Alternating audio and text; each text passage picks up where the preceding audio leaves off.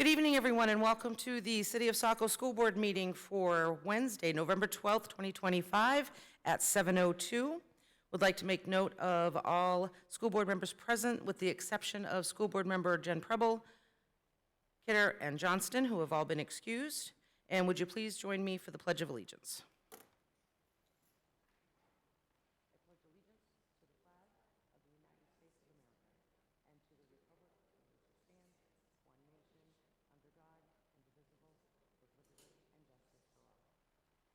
Thank you, and I also would like to make note that Superintendent Ray is running a little bit late, so with us to start off, we do have Assistant Superintendent Meg Parkhurst.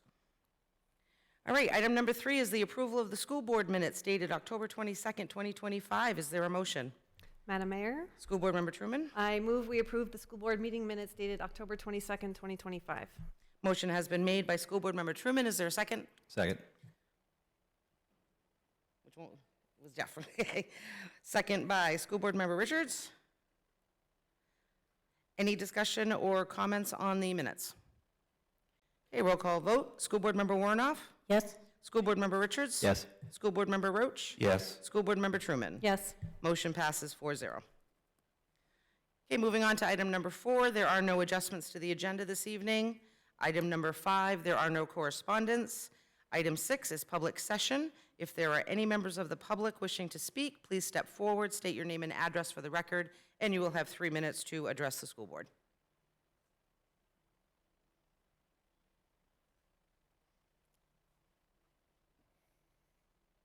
These parts didn't used to be here. Yep, it's automatically on. My name is Tony. That's loud. My name is Tony Pileski, and I am speaking today on behalf of myself and my wife Debbie. Would you mind providing your address for the record? We live at 7 Chantel Way. Thank you. As well as my mother-in-law, Barbara Lebrec, who lives at 5 Chantel Way, and also our 2 children, Eli and Gianna, both of whom went through the entire Saco school system from kindergarten through 12th grade. I see the time limit.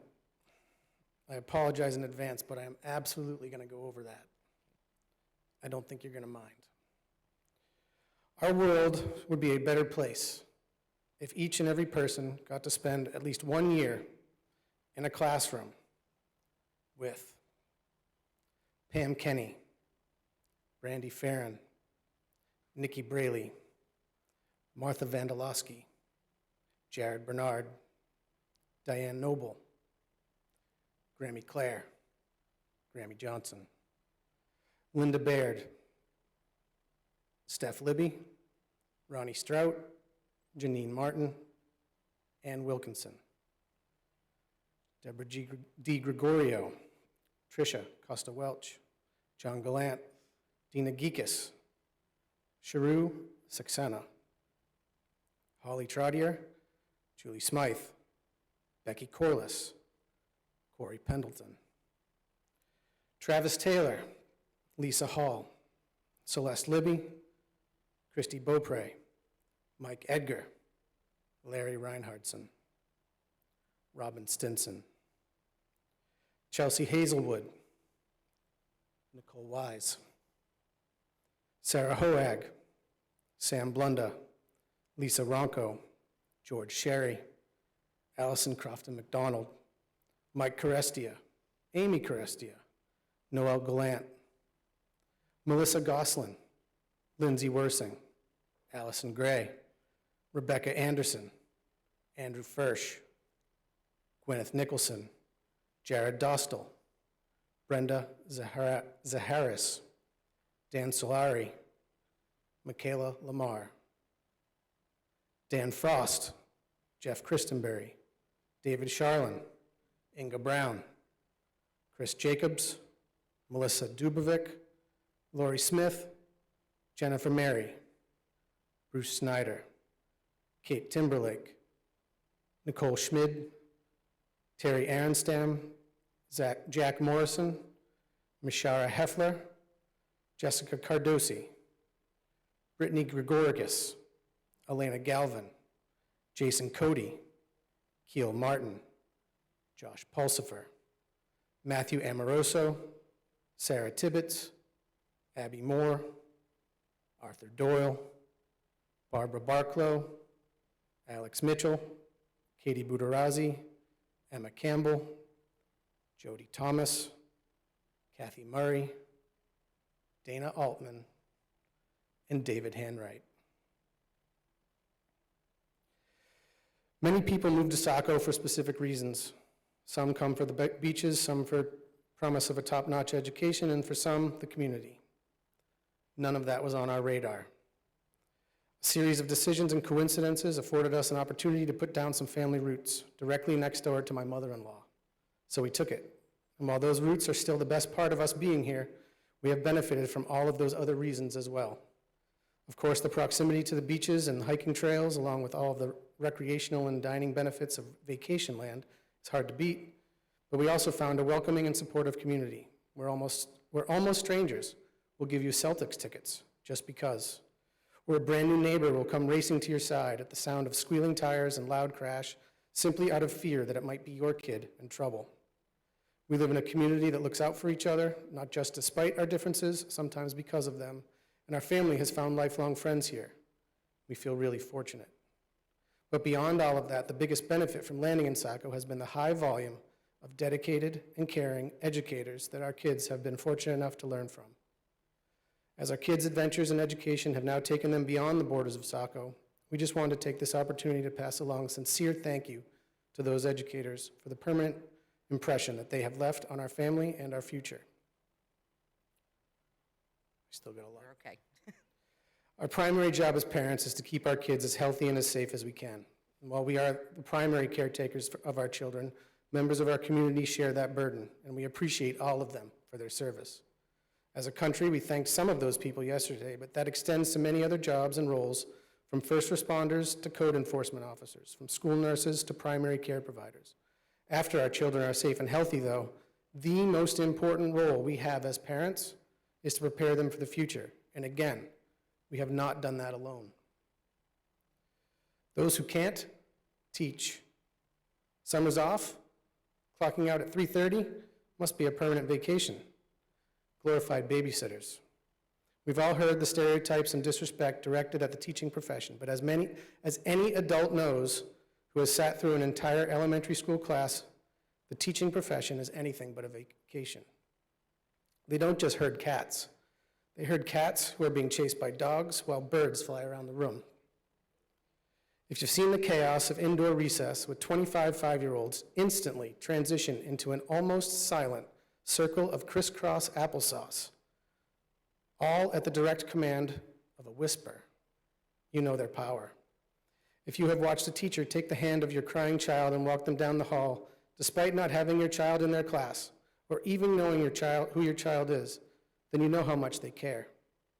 If you knew an entire group of middle schoolers chose to eat their lunch together with one or more of their teachers every day, then you know what kind of a safe space that they create.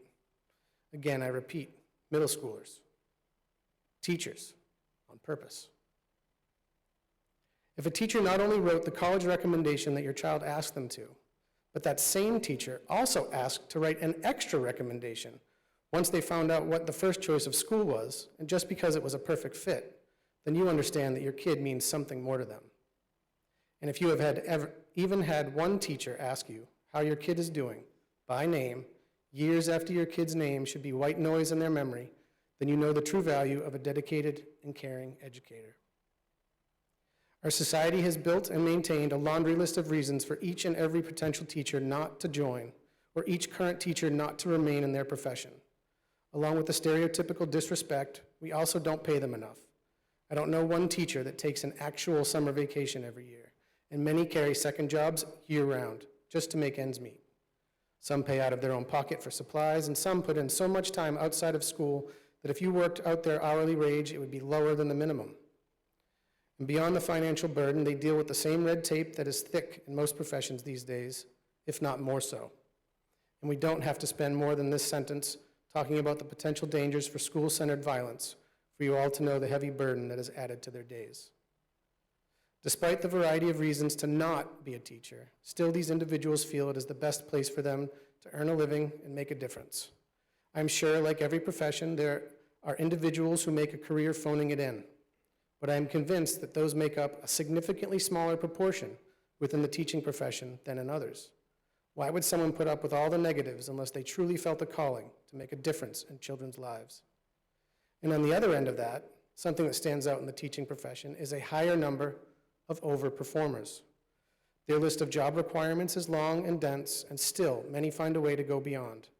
We considered highlighting some of those in this letter, but we will find another way to make sure the leadership team knows these names as well. For now, we will focus on the entirety of the group. So Okay, I do apologize, but you have gone about 9 minutes over, so. Yep, If you just wrap it up. I appreciate it. I do appreciate the statements, but we do want to keep on track. Thank you. On behalf of our family, let me formally extend a thank you to every one of the teachers mentioned earlier. We apologize if we forgot someone on that list. We've been here a while. Let me also take a second to say that we appreciate that while the teachers mentioned here have been primary providers, they have not done their job alone. They have benefited from administrative support, leaders, board members, and trustees. They have been supported substantially by counselors, janitors, aides, and technicians, as well as regular parent, grandparent, sibling, and community volunteers. Now would be a good time to take a moment to add a few names to the list: Lisa Estabrook, Jen Bartridge, Sandy DeGraca, Vicki Cronin, Doris Bennett, Christina Lamontagne, and Julie Petrin. I will stop naming names here because of time. We could have just written all this in a letter and sent it in. That would have been sufficient. But we chose to read these words out loud and on record because it is not just a thank you to those good people. It is also a reminder to everyone here how important our teachers are to our community and to our future.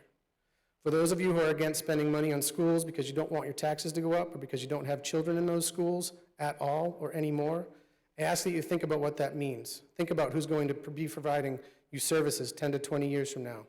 All of the services. Delivering pizzas, patrolling your streets, building your bridges. They will be on the front lines helping an older you or an ailing family member. And then think about the last time a younger person did not seem ready to count change or make eye contact, and realize that we need to invest in their future. For those of you who think that we've solved education in our city for the next 50 years because we're building a new school, think again. It's fantastic that we're doing this, but it's still just a building. If given a choice, we'd pick young school and trailers with the same group of teachers over a brand new school with a subpar staff. And if you're thinking that at least we don't have to spend any money on facilities for a while, think again. We still have a middle school that also showed up in the needs help list. Several years ago, I sat in on some meetings where you formed a district-wide mission statement. The first two goals had to do with a certain number of students hitting a certain level of competency in math and reading. Both are absolutely important to have as goals, although they seem almost too obvious to state.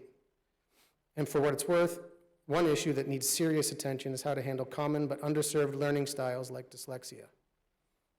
I think if you focus the vast majority of your attention on the third goal that you had, keeping teachers and being a target for those teachers, then you're going to be okay.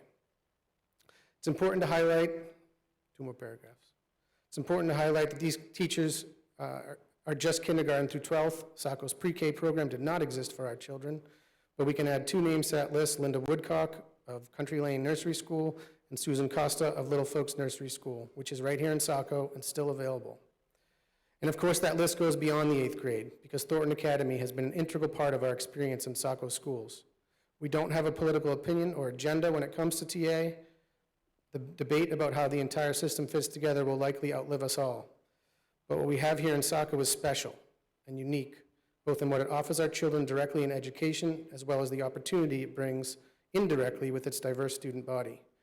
Whatever the relationship between TA and Saco is in the future, our community will have to walk a fine line between not letting that specialness overshadow the primary, elementary, and middle schools, as it has often done in the past, while still nurturing the relationship that serves the anchor leg of our children's educational relay. At the very least, we need better communication and more integrated transition, although hopefully it can be much more. If it hasn't been made abundantly clear by now, let me state the obvious: our kids mean a lot to us, and we sincerely appreciate each and every educator who has played a role in helping to prepare our kids for their future.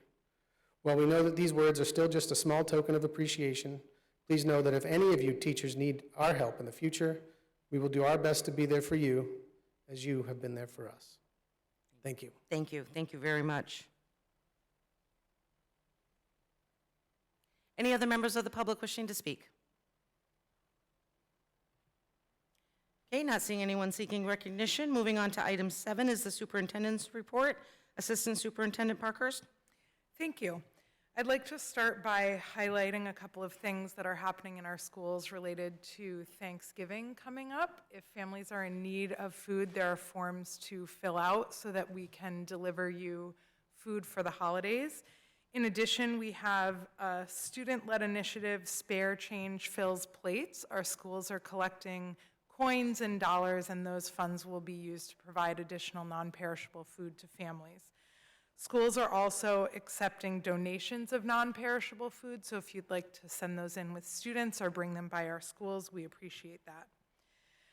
Raise Craze took place on October 24th at Saco Middle School. We had students spread out across the community doing acts of kindness, and we're very proud of those students for engaging in that community service. The Wizard of Oz is coming to Saco Middle School on December 11th and 12th. So get ready for that. It's sure to be an exciting production. And just this week, we were pleased to highlight our teacher, Ryan Martin, who beat the old record by just under 200 baskets for three-pointers, setting a new Guinness Book World Record of 1,516 baskets. And lastly, I'd like to highlight that we have our groundbreaking ceremony for the new schools slated for December 4th at 11 a.m. Parking will be at Public Works, so we can shuttle folks over there and then have a brief celebration over at Public Works. If you're not able to join us on site, it is still a little treacherous over there, but we're very excited to be celebrating that and hope to be finalizing the contract with the bidder after meeting with the DOE either later this week or early next week. Thank you. Any questions or comments? Okay, moving on to item number 7, that is the chair's report. Chair Preble is not with us this evening, so Vice Chair Truman. I'm going to pass it over to School Board Member Warnoff, who has some updates from the latest conference up in Augusta.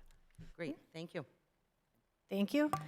So I attended the Maine School Board Association conference, which was absolutely amazing. I encourage every school board member to attend at some point, some year, if you can get there. Number of superintendents and principals and school board members like ourselves were there, so it was excellent for collaborating. One of the things I wanted to point out was that my background is in cybersecurity, so I attended all of the AI-related topics, just because I think they're fun. I was actually pleasantly surprised to see some of the advances that they've made at the elementary school level in developing curriculum already to teach about AI at a level that those students can understand. There's a woman in Cape Elizabeth that did an excellent presentation. If you're interested in ever seeing that, I can get you in touch. But I did find the topics of discussion in AI were very informative. I think that as AI becomes increasingly integrated into education and everyday life, it's going to be essential for teachers to understand how it works and to guide students in using it responsibly, rather than replace critical thinking, which is what a lot of us kind of tend to think about it. AI should be taught as a tool to enhance learning, creativity, and digital literacy. And I think educators who embrace AI can help students to navigate its benefits and risks and ensure that they grow into thoughtful and ethical users prepared for the future as it's already in our present-day lives today. So that's my passion, and so I was excited to attend a lot of those sessions. The other thing I wanted to point out to you was I was elected for the Region 9 MSBA Director. There are 9 regions. The northern region starts in Region 1, and then the most southern region is Region 9, which is us, which is York County. Places like Acton, Biddeford, Dayton, Saco, Kittery, Sanford, Elliott, Hiram, Waterboro, Berwick. There's a lot of them. But I'm excited because in that role, I am going to be representing the interests and perspectives of local school boards, specifically ours here, and as well as in the neighboring towns. So I'm excited to do that. And that's pretty much it. Great, thank you very much, and congratulations on that. Any questions or comments for School Board Warnoff? No, I just want to say congratulations on your nomination and election for the board. I know you were a little surprised by that, but It was fast. it was fast. Yeah. Great, thank you very much. All right, moving on to item 9, that is the staff reports, and there is one item on that is under the students' reports. I would like And to as- thank Saco Middle School for being here today at the conference that School Board Member Warnoff mentioned. One of the highlights for our team was seeing some superintendents that were really able to bring student learning to the governing bodies, which often the folks in these seats don't get to see or hear about the great things that you're doing in our schools. So we really appreciate you taking the time this evening to share a little bit with us, and we look forward to hearing about it. Good evening and welcome. Good evening.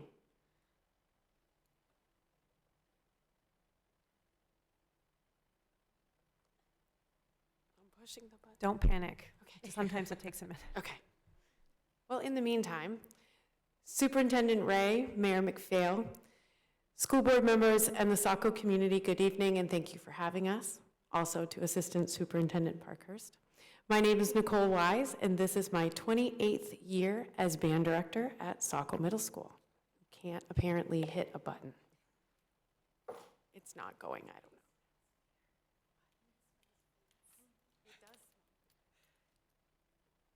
Sometimes you just have to do this thing again, and then it goes.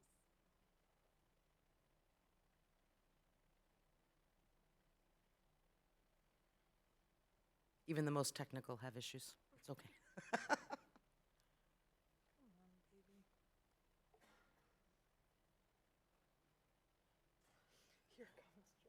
I know, right? We know we're in trouble when Joe comes out of his lair. Oh no, look, it's not our fault. It quit unexpectedly. We were all set a little while ago, I promise.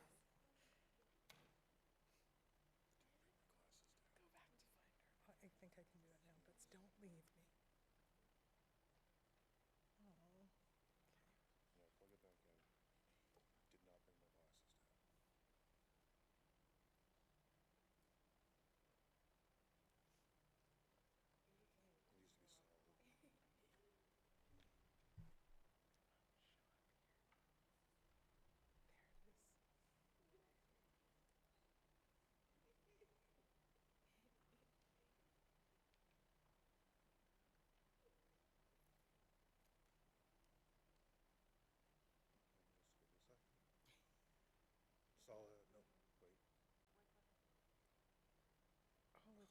There it is. Yeah.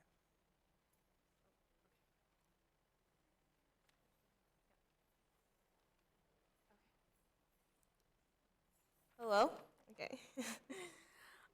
My name is Angel Bambi, and I'm in 8th grade at Saco Middle School. I play trumpet in the SMS band.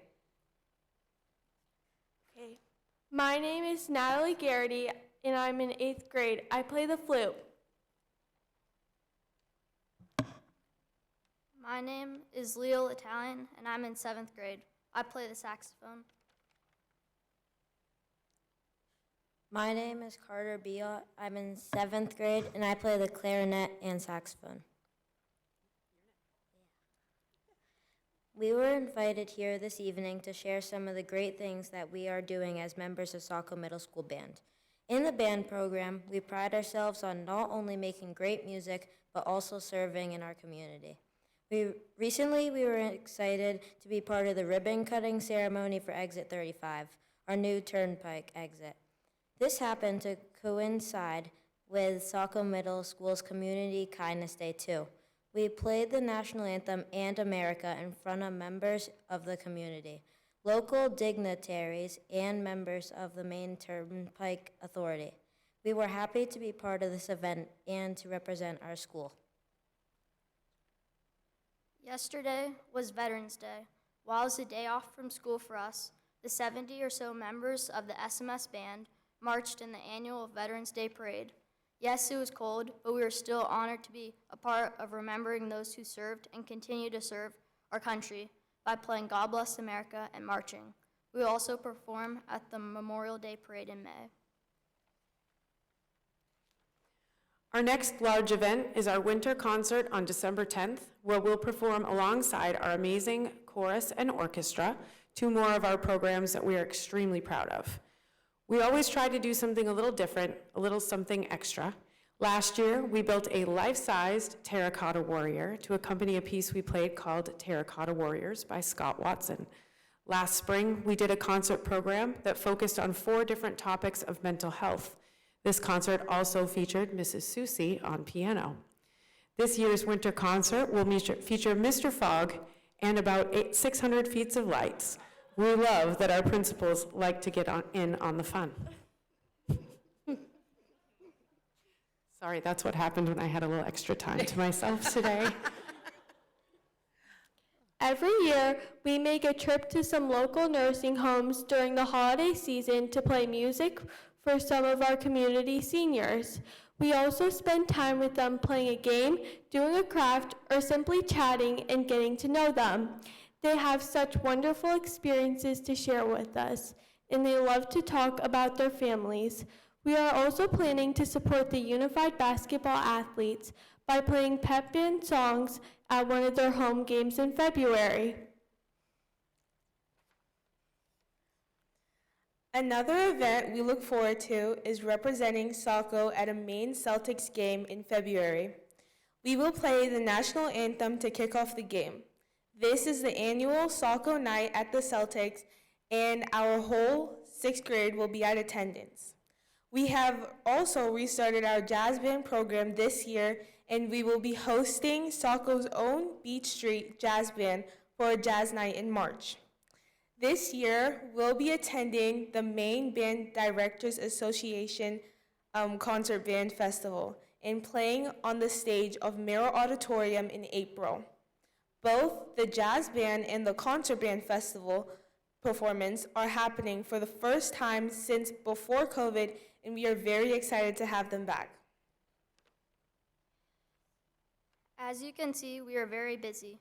We are so grateful that Saco has such a thriving music program that is possible thanks to the support of our community, school board, and administration.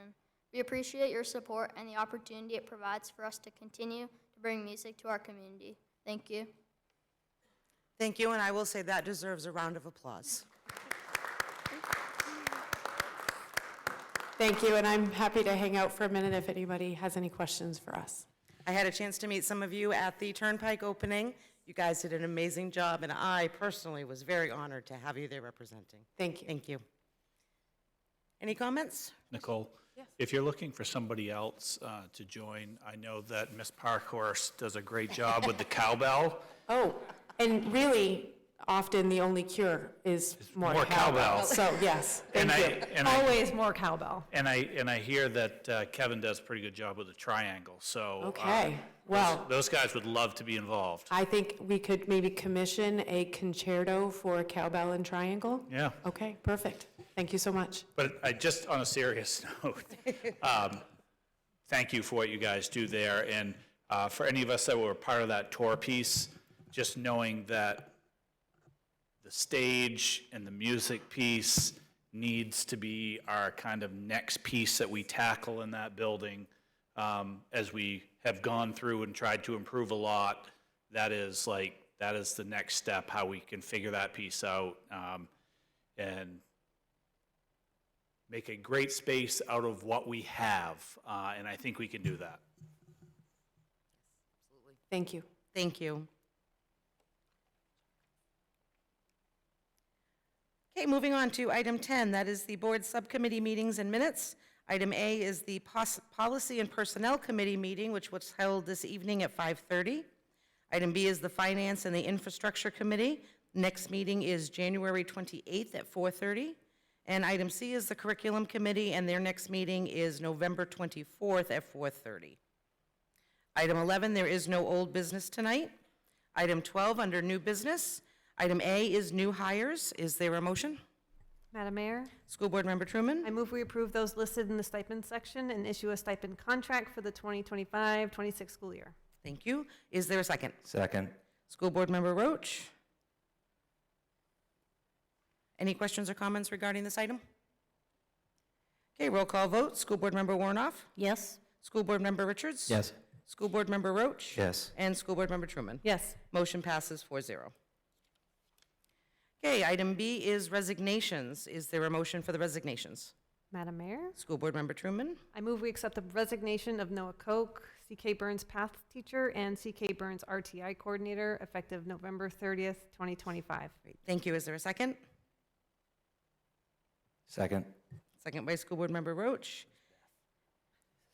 Any comment or questions regarding this item? Okay, roll call vote. School Board Member Warnoff? Yes? School Board Member Richards? Yes. School Board Member Roach? Yes. And School Board Member Truman? Yes, thank you for, Motion, I was gonna say, thank you for not leaving me hanging there. motion passes 4-0. And item number C, that is a building update. Superintendent Ray. So good evening, everybody. Just quickly wanted to update you that as of today, I have signed the construction contract. And just a couple of pieces that is really important for us is, so we received a bid for both schools in one package. So it wasn't like we were going with one construction company for one school and one for the other. It was a double project because the coordination of two builders would have been absolutely impossible. And so we are working, hopefully, once the contract is signed, it will be with Dudley Construction. And the bid price in total for both projects, now remember, this does not include architect fees, permit fees, studies, some of those other pieces, is $99,754,381. We were at a point where we are able to accept all of the alternate bids and pricing that's in there, so we're not having to pull anything that we had in the design out. And then I noticed online that there definitely was some chatter about timing and why this took so long. This is very much a process driven by the DOE and by the processes of the State Board of Education. And when we were able to go to the vote, that was just, we were kind of voting on the concept. We still had to, from that point, spend almost a year designing the building, meaning all of the mechanical drawings, all of the layout. This was, basically the construction will say this was one of the tougher permitting processes for DOT because of the access to Route 1 that they've dealt with. In addition, it's important to remember that the state of Maine has an amount that they can borrow for construction projects at any one given time. So there's also a timing piece of when they can spend the money from the state based off their indebtedness based on other projects. What I can tell you, when you think about the base bid, for the larger school, the state was extremely pleased with the number that came in, because that was well below what they were initially thinking. Couple of important dates. So substantial completion is scheduled for February 4th, 2028.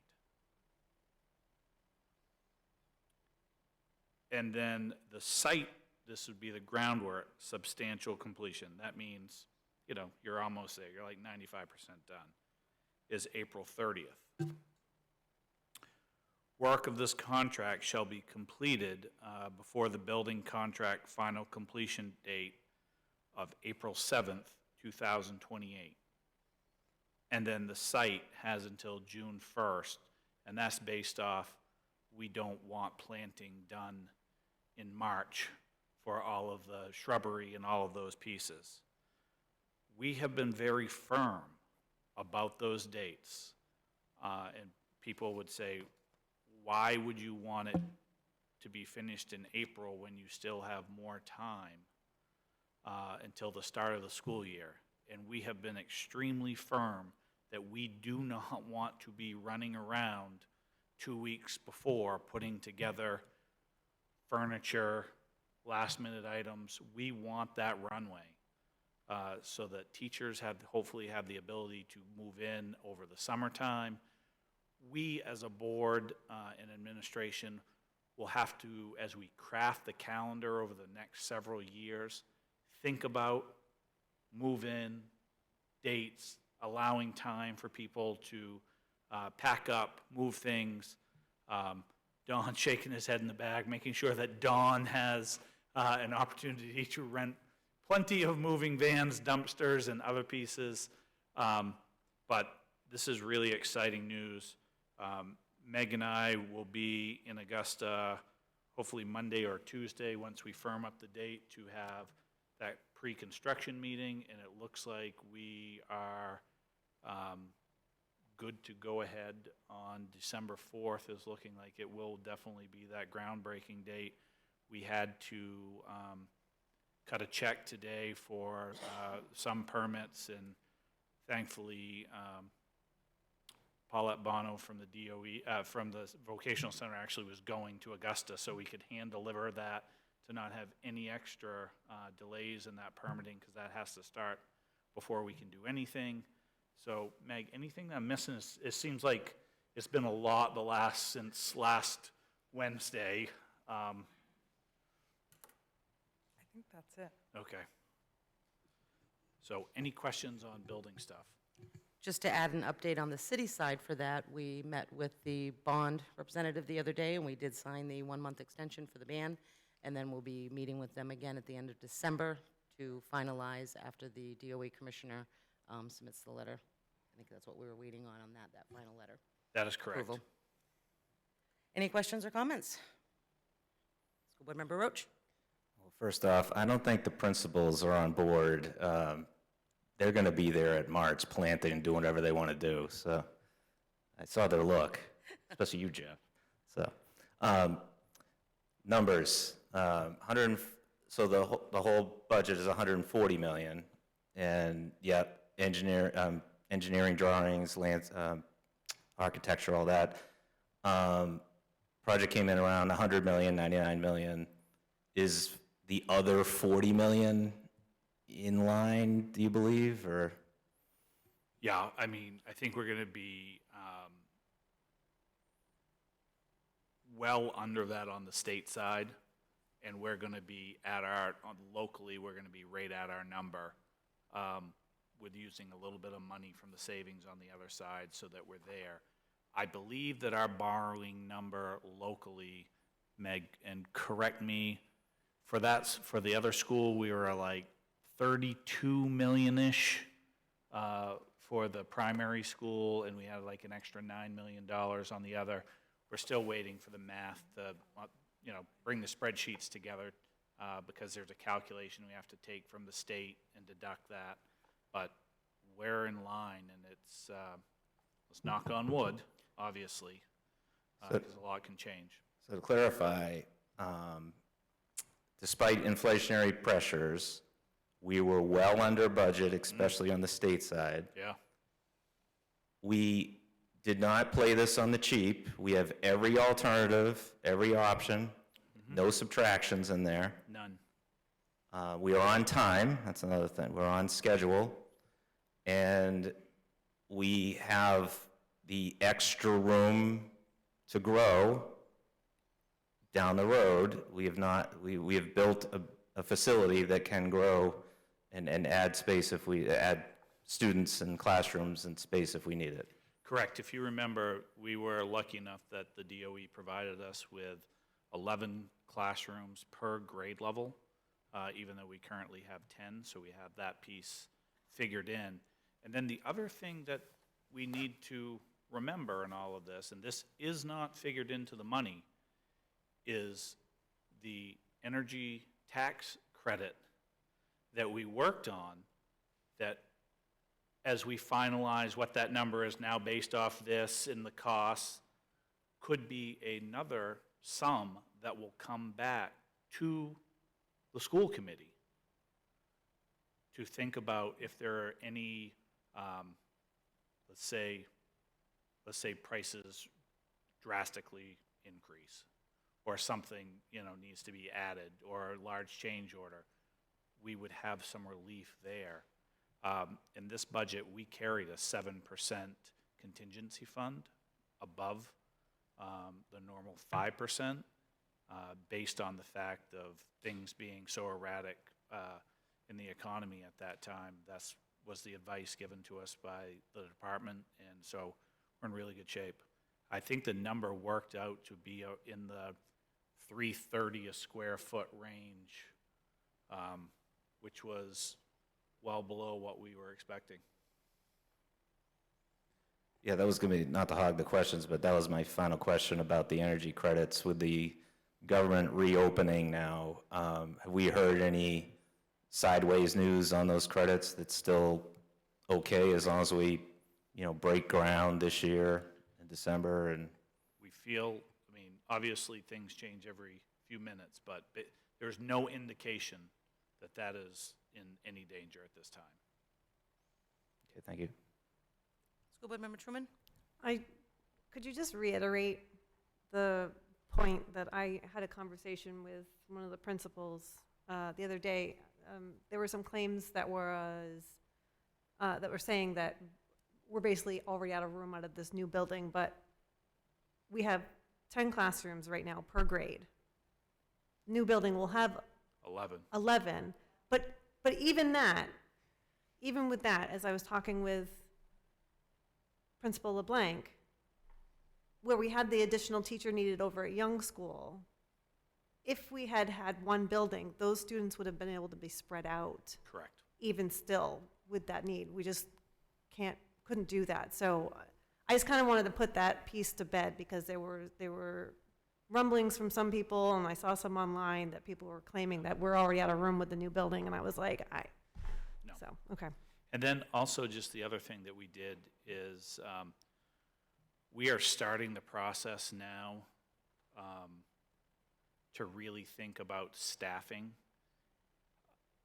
And we've gone back and forth, and eventually we got to a point where the spreadsheets were just too much to keep tracking. So we're actually working now on staffing and placement in buildings.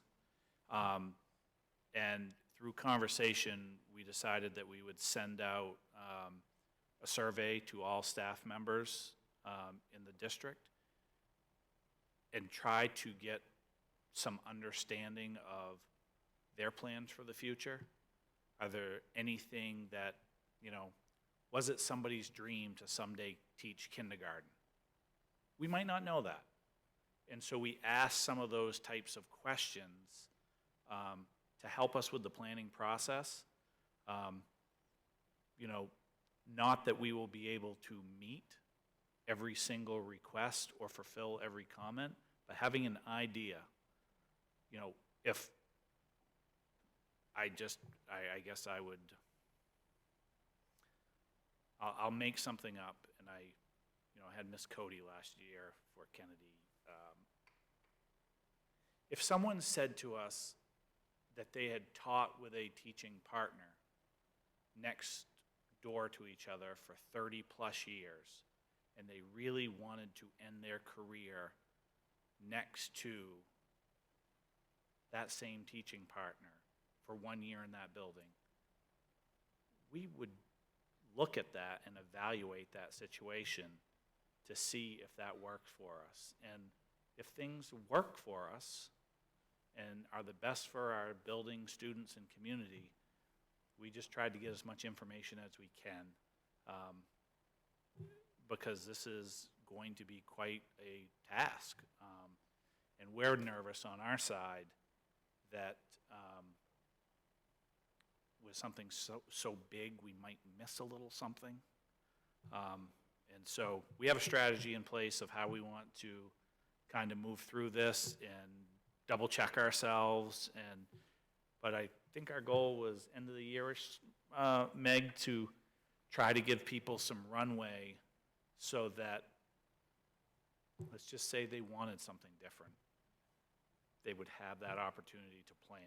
Planning is what we want to have people to I do. think that's great to be able to try to at least accommodate someone maybe if they wanted to switch up. Because you never know, there might be someone in kindergarten, someone in second that they want to swap. So I And- think that's a great way to keep people here too. Like, Yeah, and if we knew that, I think the best piece about getting the information now is, let's say that there was that person who really wanted to teach kindergarten and there was an opening now, we would have the ability to think about that person switching, being part of a new team, being part of the building process, and then giving other positions a clear hiring of where they would be going into the new building, because that's going to be definitely a challenge for us, because you're going to be hiring people probably the summer before, 1 year before, saying, hey, you're here, but you're going to be here. So we'd like to work that out beforehand as much as possible.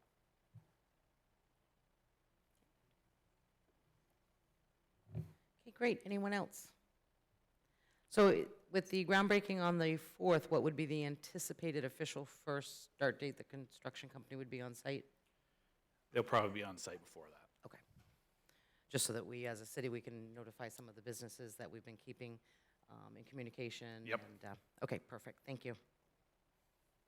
All right. Thank you to everyone that's been involved in this, and here we go. All right, item D is an enrollment update. Can we just go back Oh, to yep. building update one more thing? Because I wasn't here during superintendent's report. I'd like to have Dawn come up and just, we're talking buildings, if you could talk a little bit about SMS and where we are the second, that might be helpful for the community. I was and going to for you guys. ask for that at the, later on. So I'm glad you brought it up. I didn't want to bring up a sore spot when you're talking about happy things right now, so. It's happy, because we're going to fix it. It's okay. As you know, we closed school down today due to a water main break.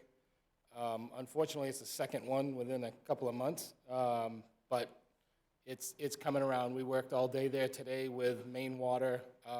Also, Shaw Brothers came to our rescue again with a phone call this morning, and they dispatched a crew there that I've had there all day long.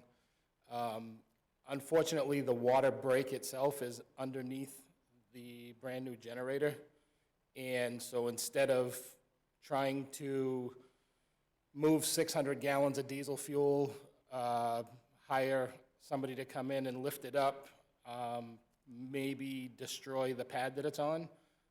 Shaw Brothers and myself had a little meeting this morning with their people, and we've just decided to go around the generator to a straight shot instead of a 90-degree turn like it has right now.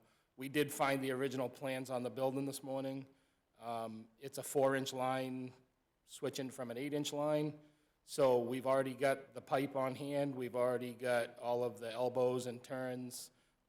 We backfilled the hole tonight with crushed stone, just so we wouldn't get any more erosion and cause any more damage around the area that we have. I'm pretty sure that we will have everything reconnected and water will be totally running full tomorrow afternoon before the end of the day. Luckily, the school has a closed-loop system on the heating system, so we're able to keep the school warm. We have electricity, everything, just not flushing toilets, so which is a problem with that many kids and staff. So we will probably, if it works out with Jeremy, we will open the school up if we can on Friday. We may call on Poland Spring again to maybe help us out a little bit, and we'll just have a no drink water policy on Friday so that we can have the water tested. As soon as we get the water connected tomorrow, I'll get a sample and run it right down to the company and have a water test on it just to be sure we're within where we need to be. So. Thank you. Any questions? Superintendent. School Board Member Truman. Did not want that role. Thank you very much. Jeremy's doing fine. Curious if this was an issue that was caused by the installation by the generator? It's 7 feet in the ground, which is 4 feet lower than the generator. It's, the line is the original line from 1972. So it's one of those things that it could have happened now, it could have happened 5 years ago. The line at Fairfield was 1999. It was a much more updated line than what we have there now. So it just, it's hard to point fingers and say whether it should have been, shouldn't have been. Either way, again, I look at it as a lucky point. It was broken on the outside, not on the inside like Fairfield. So everything is outside of the building. We didn't have any water spillage or anything else in the building or anything to clean up or take care of. It was just the parking lot. It just happened to be running directly into the new building that we're building for facilities, so they had to pump water out from around the foundation this morning to be able to backfill that at the same time, so. School Board Member Roach? I'll ask this for the nervous Burns and Young principals. Is there a way, is there any camera technology with Maine Water to be able to just check the lines? There really, believe it or not, I asked. There really isn't, other than finding the lines and making sure they're okay, but again, this was a 1972 line, basically, and the one at Fairfield was a 1999, much updated line as far as the type of line that it was. So it's just one of those things, luck of the draw, way the ground moves. Could be almost anything, a flaw in the pipe. I mean, it lasted this many years, and it just happened to be now. And again, this wasn't an explosion like we had at Fairfield. This was a slow leak. The only reason we found out about it was I was driving through the schools on Tuesday afternoon, just checking like I usually do, and it was just getting dark, so we do a lot of drive-bys just to check lights, make sure everything's on outside, and I see water running across the parking lot when it didn't rain yesterday. So that was how we found it. Maine Water dispatched somebody right away to me and came out. We turned it back a little bit, just to try to stop some of the erosion underneath, and that's where we're at today, so. Thank you. Anyone else?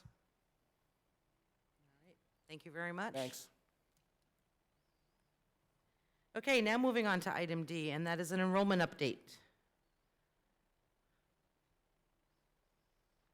Okay.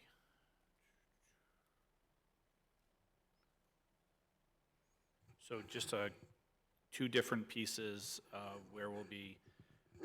So on the overall enrollment, which I have listed as pre-K-8 because this is what we file with the DOE, you'll see that overall we have 1939 as our attending count pre-K through. So that's minus 37 students. On a subsidy count, we are 2841. That includes Thornton Academy students. And that is minus 53. So as a district, we're minus 53. Now, remember that 38 of those students are coming from the EL side of things with the closure of the hotel. Now, when you look at, because we always have to look at what we budgeted for tuition count, we are in really good shape because last year we didn't fully know what was going to happen, and we made the decision just, we weren't going to up it, we weren't going to take it down because we didn't know when people would move. But the other day, we were at 891 for tuition students, and we budgeted 920. So we have a buffer there. I still have the 6% increase there, and the 7% IVF. And then, as we know, we kind of tend to get that figure in December. Hopefully we get it on the earlier this year than last year. It was quite late in December. But it looks at least tuition-wise and financially, we are in a good spot for this year. Now, Great. just to also recognize, though, that while we sit okay today, remember that our subsidy is going to have less students and less EL students in it. So we will, while that's averaged over 2 years, on the back side of that, we will be taking a hit.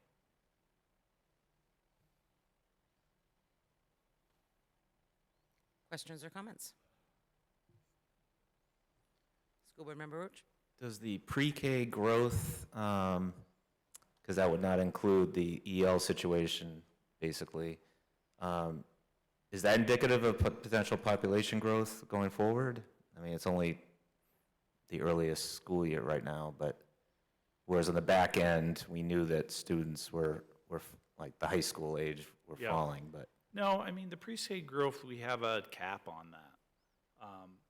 Now, one of the things that is a little bit different that we will be working on is, it is my understanding that 4-year-olds who aren't at pre-K, okay, so there were some 4-year-olds that we don't serve, but are being served through our special ed population taking over for CDS, is that those students are in the enrollment numbers,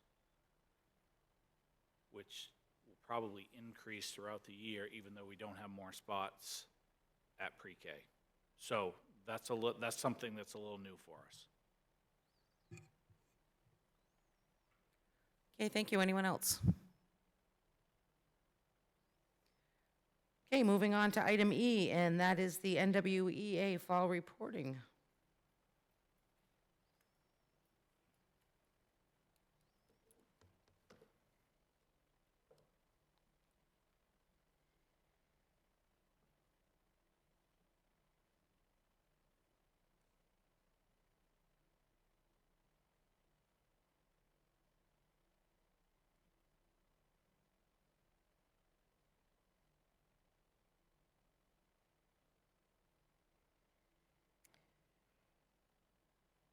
I was able to share this report with our curriculum committee, and we dove into it a little bit deeper, but I will certainly give the full board an overview.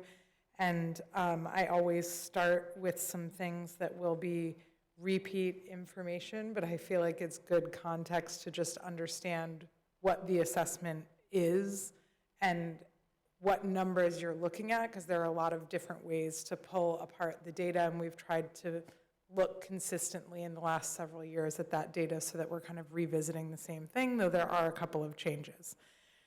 So in Saco, we take the NWEA MAP test, which is the Northwest Evaluation Association's measures of academic progress.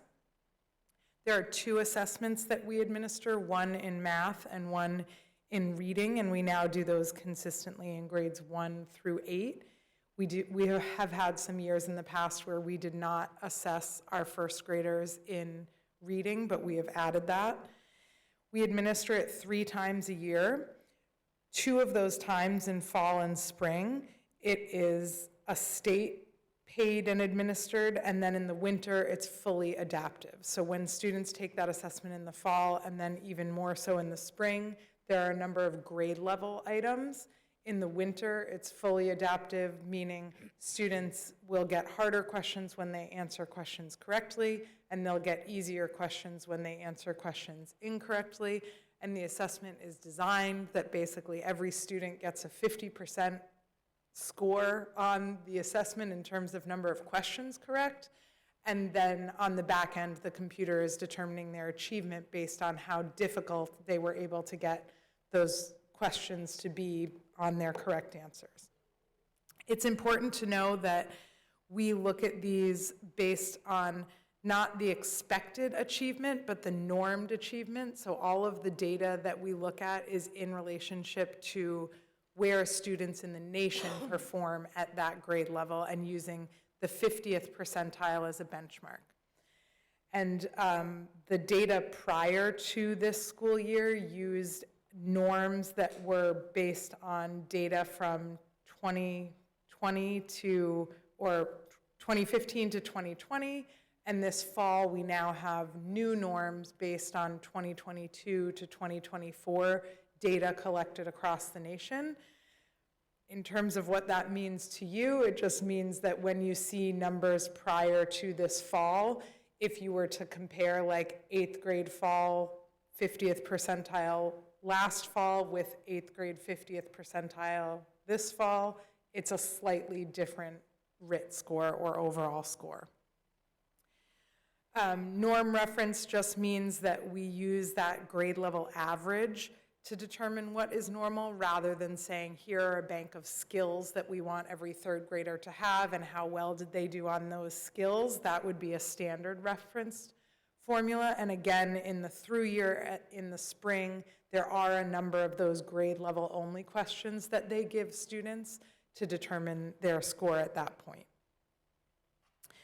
So today we'll look at the cohort growth over time. We feel like that data is really important because it doesn't necessarily matter where you end the race if we don't take a look at where you started the race, and that way we can really see a cohort over time, while also acknowledging that cohorts do change. We don't have the same exact kids every fall that we have in the spring, and of course we get turnover over the summer as well. And then we'll look at the average scores historically compared to the national average for all grade levels together.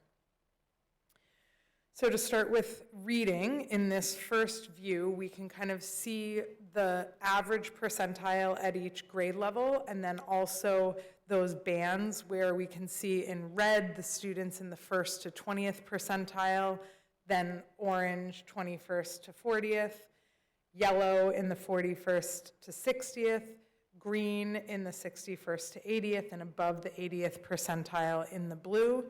This kind of helps us determine if we have kind of most students operating at average, or if we have kind of bigger outliers on either end of the spectrum, and that can kind of change how we look at our instruction for different groups of students. As you can see on here, we had our 7th and 8th grade performing at the highest average percentile for this fall's assessment, and now we'll take a look at some of the scores over time. On these graphs, the line or the little X is the national 50th percentile, and then our ranking is the bar graph. So you can kind of look over time as our 2nd and 3rd graders performed we're looking for that gap when we're above to be expanding above the X. So our 2nd and 3rd graders doing really well here, and our 4th graders kind of maintaining or just eking out a little bit more than the gains that they had last year. And here you can really see what we saw in that other fall data with 7th and 8th grade performing really well. And not only was that a good performance for this fall, but that was a pretty large increase over their performance last year over the school year, which is generally not seen in the fall, but may have to do with the change in norms a little bit. This graph shows our overall kind of how far above average or below average are we looking cumulatively for grades 1 through 8. As I said, prior to fall of 2023, we didn't start administering reading to our 1st graders, so they're only added in those data sets. And though there is a little bit of up and down in terms of spring and fall assessment scores as related to the average, you can see that like the line of best fit overall is showing gains in reading. We also wanted to disaggregate grades 3 through 5 because we find that with reading, if students don't have grade level reading skills by 4th grade, it can create problems down the line, even if you're remediating that. So we kind of wanted to narrow the band and look at that, and you can see if you kind of toggle between those two that they're fairly similarly performing, which we feel pretty good about, just noticing that we don't seem to have a bigger drop-off in our middle grades there. So all grade levels exceeded national average. Our achievement has widened above national average in the past. Vocabulary is our strongest subscore area across multiple grade levels, which you wouldn't see in any of that data, but is something that we like to dig into.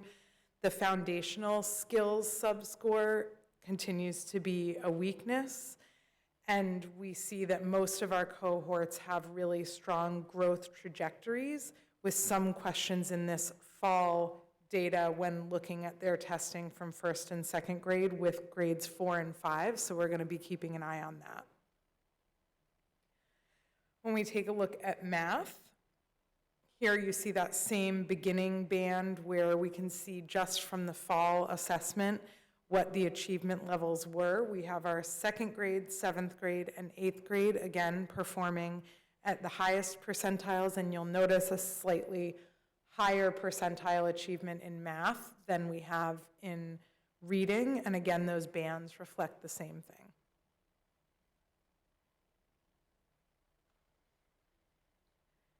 And here we see, again, those X's representing the national norm at the 50th percentile, and the bars representing student RIT scores in Saco, and we're looking for that to expand or get higher above average over time. Here we've done that very well in 2nd grade, and in 4th grade we're definitely going to want to keep an eye on their achievement over the course of the school year, though you can see that even the national norm drops from spring to fall because it's anticipated that students lose some skills over the summer. And here we have our 5th, 6th, 7th, and 8th grades. So you can see, as related to that other chart where we saw the percentiles, our 7th and 8th grade performing very well to start off this school year, and wanting to keep an eye on our 4th and 5th grade as they kind of decreased their gap over the national average. And here's our overall grade 1 through 8 comparison to the national average over time. And then again, just looking at our grades 3 to 5 only for those same bands. Our math achievement is strong overall, showing a higher percent above the national norm as opposed to reading. Our year-over-year growth is near expectations, with most showing average growth from fall to fall. Our grade 2 to 3 transitioning growth is weakest. We likely feel like that's due to changes in test format. It moves from an auditory assisted testing in 1st and 2nd grade to students having to read all of the questions in 3rd grade. So even though it's a math test, there is quite a bit of reading involved in that, and so we'll look to continue to look at literacy and mathematics as we prepare students for that transition. We have geometric or geometry reasoning as a consistent strength across multiple grades, and operations and number sense seems to be the subgroup that is a little bit more erratic. And overall, we see really positive momentum in our scores, currently above the highest above average that we've been for several years.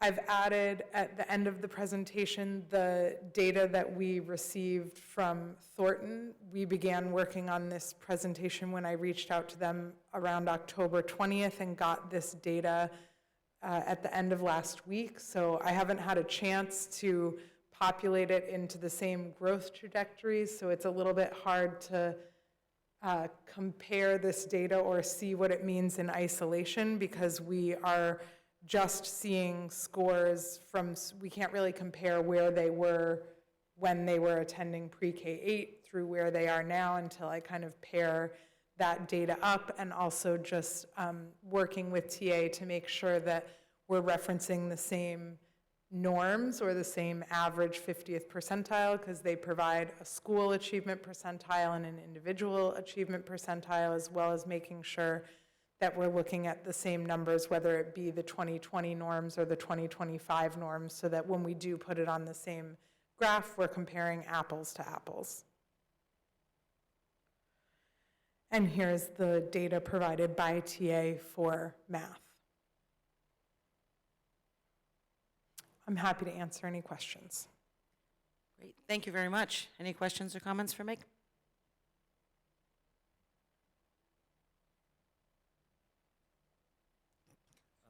Just, is there comparisons to state, to the rest of the state instead of the national average? There's not. I think I've asked that last year Yeah, too. what we can do, which we did talk about at curriculum committee, is we have readily available data. In the spring, they transition their RIT score to say, does your RIT score make you on grade level, above grade level, slightly below, or very below grade level? And we can look at our percentages in each of those categories as compared to the state data, but we can't look at average RIT scores across all three administrations, because not every school in Maine does it in the winter, so that one would be wonky because you wouldn't have the same test group, and then we just don't have it for fall. Okay, thank you. Anyone else? All right, great, thank you so much. Thanks.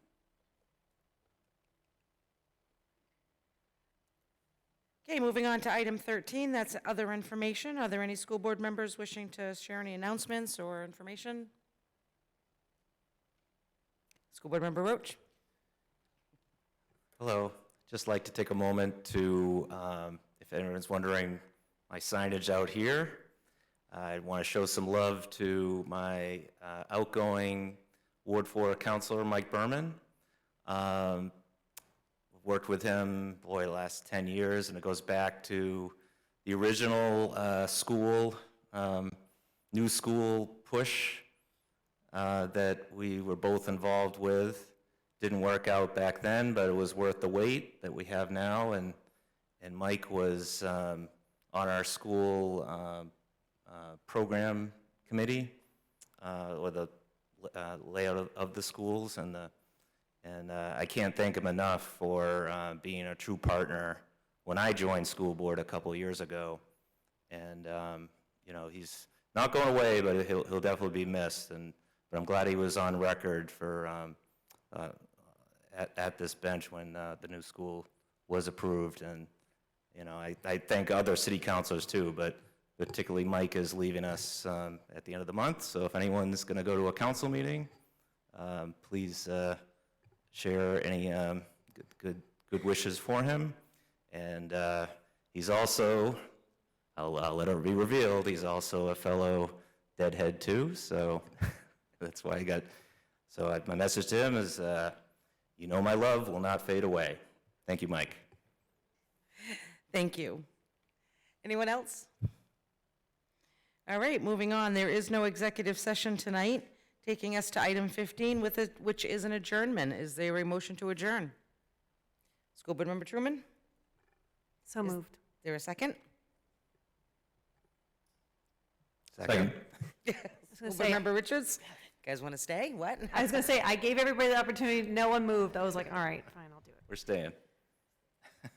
All righty, roll call vote. School Board Member Warnoff? Yes. School Board Member Richards? Yes. School Board Member Roach? Yes. And School Board Member Truman? Yes. Motion passes 4-0 to adjourn at 8:15. Thank you, everyone, and have a great evening.